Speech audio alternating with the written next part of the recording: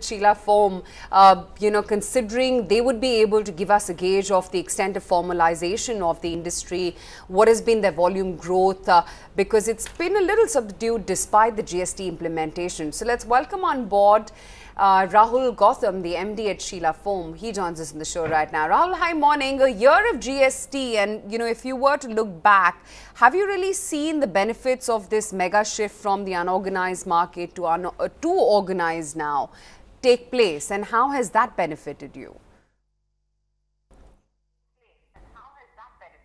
So thank you very much for having me here. Yes, we have seen a lot of changes happening. But really on ground, the unorganized shifting to the organized, I think we yet have to see that.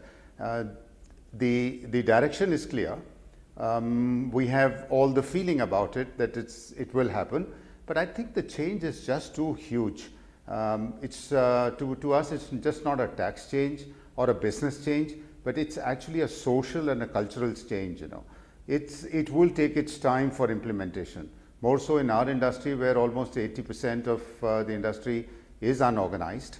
It's a product which is not really a top of the mind product. It is also doesn't have any capex barriers for manufacturing.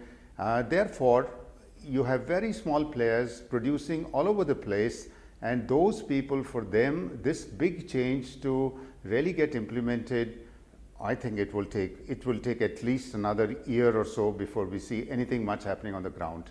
However, business which had come to a little bit of a standstill post the GST implementation, I think people have found their ways and means how to kind of go around it or go into the exemption kind of registration, etc. So I think business is picking up, that's coming back, but everybody getting formalized, I think it's a little down the line.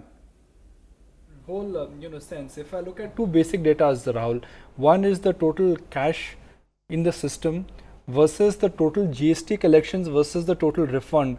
There seems to be an indication that cash is back in the system, and a lot of GST collection also is being taken back in form of refunds. So the headline will look impressive. That is what the Sarkar would tell you. But the fine print tells you a different story.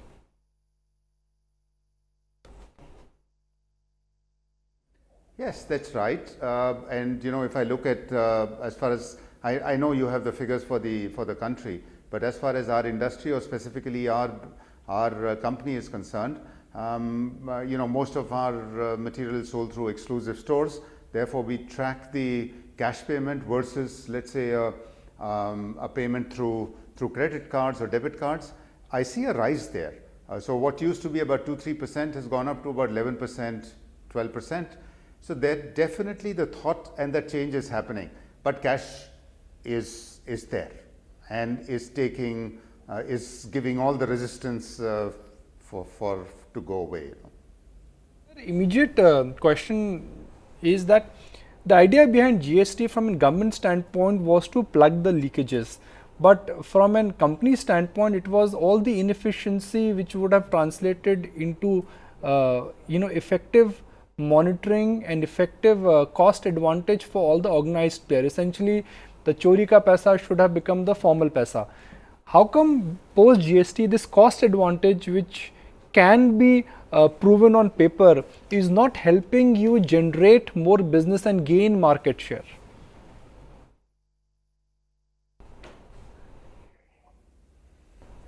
So I mean, on ground things are different.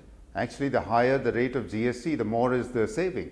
I mean, the final people are still, issuing invoices which are the material goes to somebody else and the credit is taken by somebody else.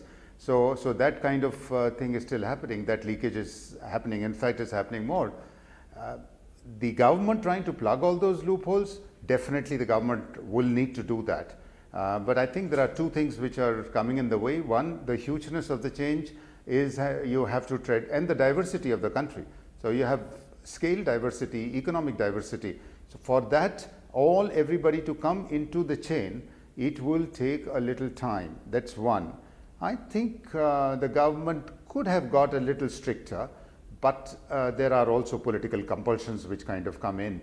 You know, you have elections all the time, you have to worry about votes, we are a multi-party democracy. So I think these two things somewhere or the other will get taken care of. But as I said, at least for our industry, it's taking a bit of time. GST demonetization or not, you dominate the branded mattresses market and you have a sizable 23% market share, as I'm given to understand. Irrespective of that, it was a very muted volume growth that you've posted in the quarter gone by, that of just about 2 to 3 odd percent if I'm not mistaken. Why is that?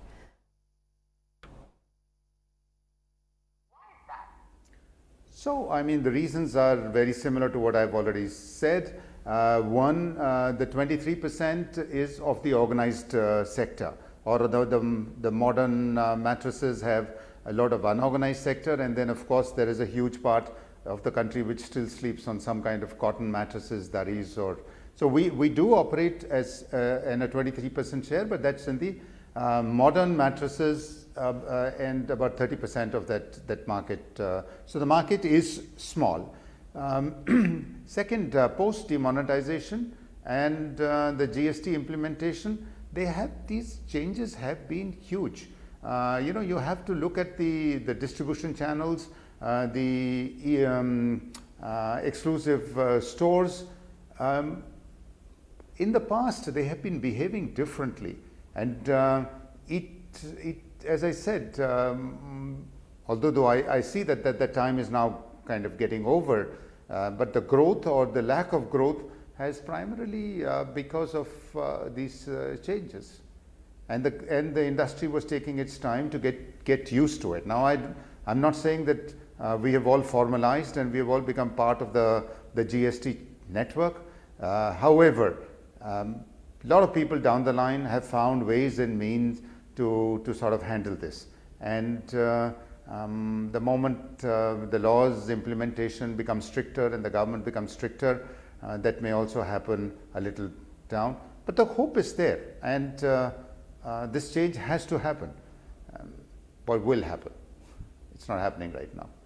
So next year when we talk, we hope to have different numbers. But Rahul, great speaking with you and getting in a channel check really of what the reality on ground has been as GST turns 1.